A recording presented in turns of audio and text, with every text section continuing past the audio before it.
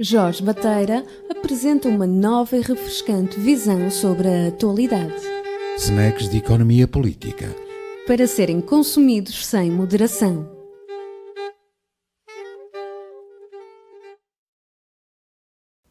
Bem-vindos ao Snacks de Economia Política. Como sabem pelas notícias, a Alemanha aparentemente está a entrar em recessão. Evidentemente que esta crise é uma crise que não é apenas de redução do produto interno bruto, é uma crise mais profunda, uma crise económica, social e até política. E, como sabem, até os próprios partidos tradicionais estão em perda. Portanto, é algo mais profundo do que apenas uma recessão habitual. Importa é perceber como é que se chegou a esta situação. Que o motor da Europa esteja em grave crise, isso é assunto que deveríamos tentar perceber em profundidade, até porque, de facto, quem está em crise acaba por ser quem manda na União Europeia. Bom, o modelo da União Europeia após Maastricht foi, de facto, imposto pela Alemanha. Como sabem, foi a contrapartida que a Alemanha exigiu para aceitar abdicar da sua moeda e do seu Banco Central. Todo o modelo da construção da União Económica e Monetária foi condicionado pelo modelo que os alemães entendiam que lhes convinha. Em moeda e política monetária únicas, como sabem, os países economicamente mais fortes acumulam excedentes, enquanto os países mais fracos acumulam déficits comerciais, déficits externos e, portanto, acumulam dívidas. E não se podendo desvalorizar a moeda neste contexto, estamos em moeda única, cada um dos países perdeu a respectiva moeda, não se podem corrigir estes desequilíbrios através do mecanismo tradicional que é a desvalorização. Se juntarmos a isso a livre circulação de capitais, os fluxos de capitais do centro da zona euro para a periferia e o que isso representou de criação de bolhas do imobiliário e de endividamento da periferia, percebemos que isto não poderia acabar bem e mais tarde ou mais cedo iria rebentar. Pois é, tivemos uma crise que na Europa se desenvolveu sobretudo a partir de 2009, 10, 11, 12.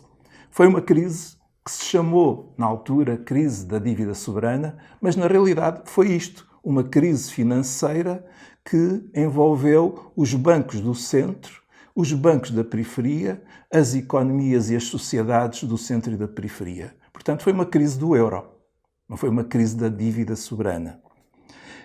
A pretexto da especulação com os títulos da dívida pública, os Estados da periferia foram obrigados a resgatar os bancos da zona centro da União Europeia.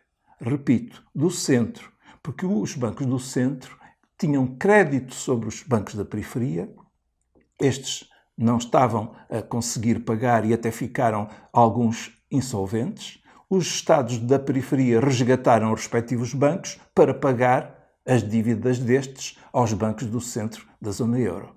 Portanto, no fundo, o que nós tivemos foi uma política económica que, na sequência da crise, resgatou os bancos alemães e os da França e alguns outros, mas sobretudo alemães e franceses. Bom, este foi o quadro que conduziu à crise e agora pensemos um pouco no que aconteceu depois da crise do euro. Desde a reunificação, que a Alemanha foi pondo em prática uma política de concertação salarial. Ou seja, os sindicatos, o patronato, as comissões de trabalhadores das médias e grandes empresas sempre foram capazes de chegar a acordo para conter os salários dentro de limites que não pusessem em causa a competitividade das empresas alemãs. Aliás, o trauma da inflação na Alemanha levou sempre a uma grande contenção salarial. Entre 98 e 2005, a Alemanha tentou redinamizar a sua economia após o período turbulento e difícil da integração das regiões do leste.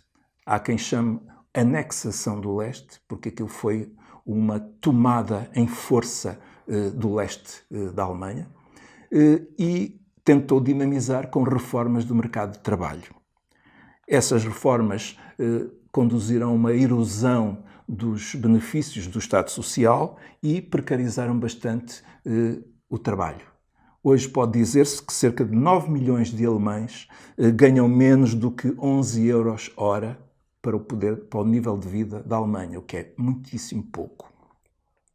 Se o mercado da China já vinha a tomar peso na economia alemã antes desta crise, desde que a Organização Mundial do Comércio aceitou a China e ela pôde aceder ao comércio na Europa, após a crise do euro, a Alemanha começou a desinvestir da Europa, da zona euro, gradualmente, e a deslocalizar para a periferia da Alemanha, para os países da Europa Oriental, onde a mão de obra era mais barata, mas qualificada, controlando assim os custos da sua cadeia de valor, mas comercializando crescentemente com a própria China.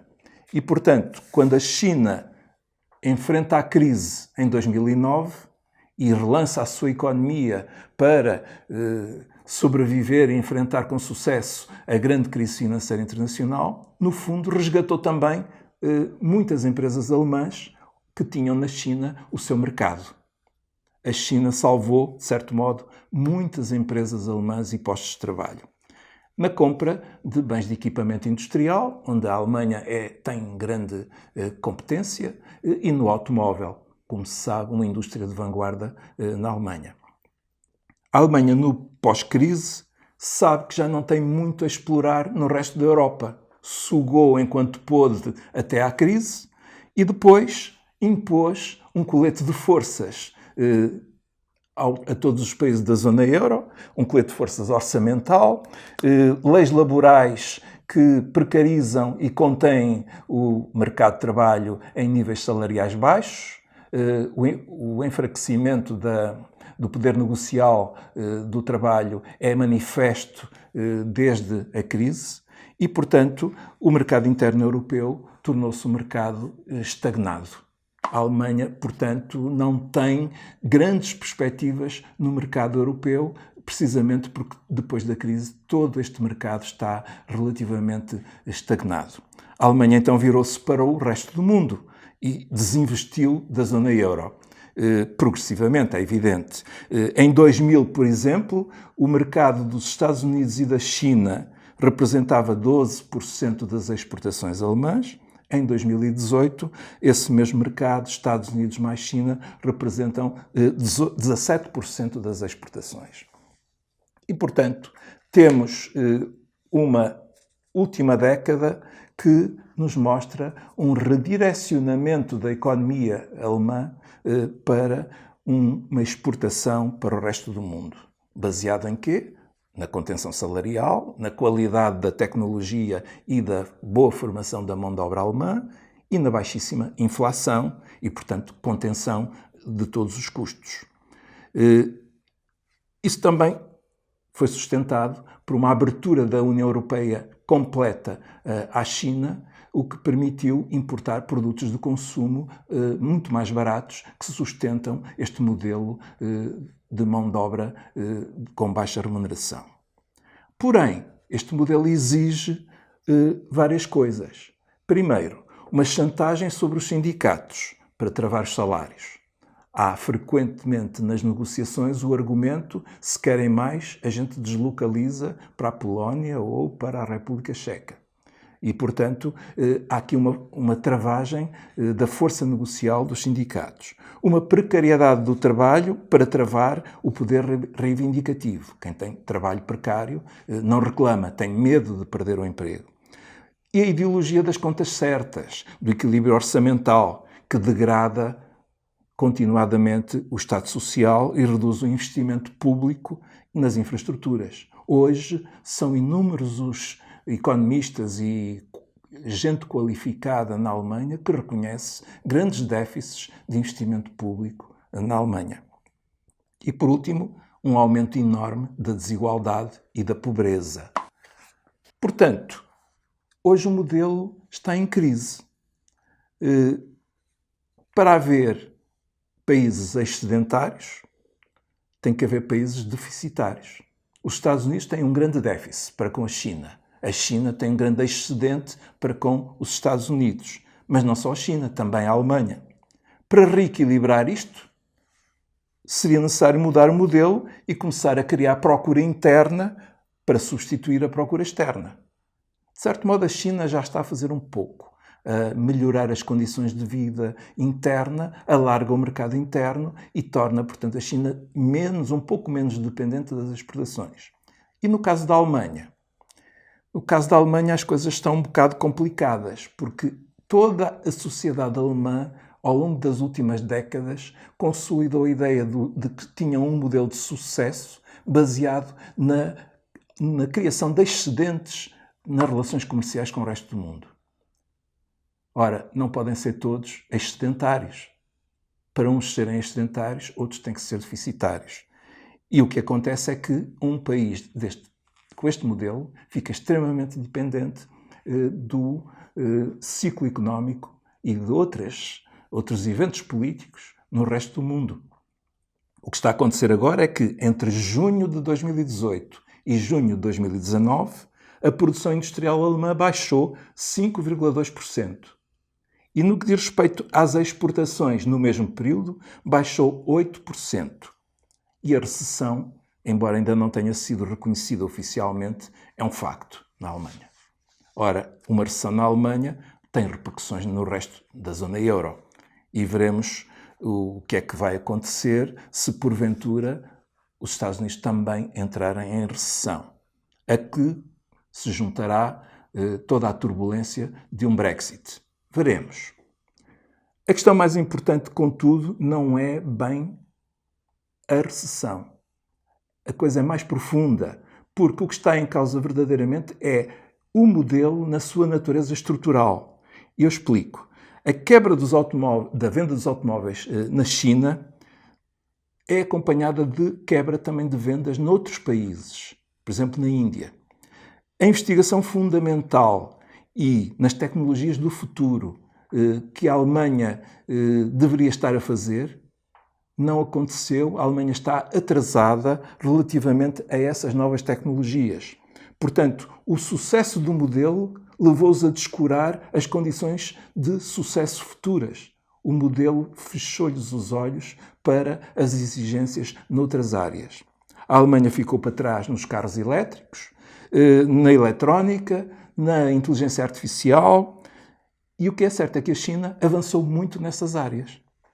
Ou seja, como é que a Alemanha vai conseguir não só travar esta recessão, mas também recuperar o tempo perdido para avançar nas condições de uma evolução do seu modelo? Reparem, a política orçamental foi excluída na zona euro. Eles próprios introduziram na Constituição alemã a impossibilidade de déficits elevados. É quase equilíbrio orçamental. Portanto, como é que podem agora investir muito na reestruturação de muita coisa que vai ser preciso fazer? A política industrial está proibida na zona euro. Portanto, não pode haver discriminação entre indústrias com subsidiação. O maior banco alemão está falido, o Deutsche Bank. E a pressão para que acabe a união bancária é grande sobre a Alemanha. Mas essa pressão implica que haja dinheiro alemão para garantir os depósitos nos bancos de outros países. E os alemães já têm muito onde gastar se quiserem mudar este modelo. Falar sobre o futuro eu não sei. Agora tenho a impressão que os alemães têm uma cultura muito pragmática. Se a regra não lhes servir, eu acho que eles a deitam fora. Não se esqueçam que foram eles que começaram logo por não cumprir o Pacto de Estabilidade e Crescimento. Não se esqueçam que eles não têm cumprido regularmente todos os anos os limites para o excedente comercial. Portanto, se porventura houver necessidade de mudar o seu modelo pelas condições da concorrência internacional e até pela emergência climática, será que eles vão deixar cair as regras que estão inscritas no Pacto de Estabilidade e Crescimento? Que, aliás, algumas já nem cumprem? Ou, num contexto de crise geral, com turbulências noutros países que terão de enfrentar em simultâneo, acabarão por deixar cair o euro? Quem sabe? Talvez seja bom para o nosso futuro começarmos a pensar nestas coisas. Até à próxima.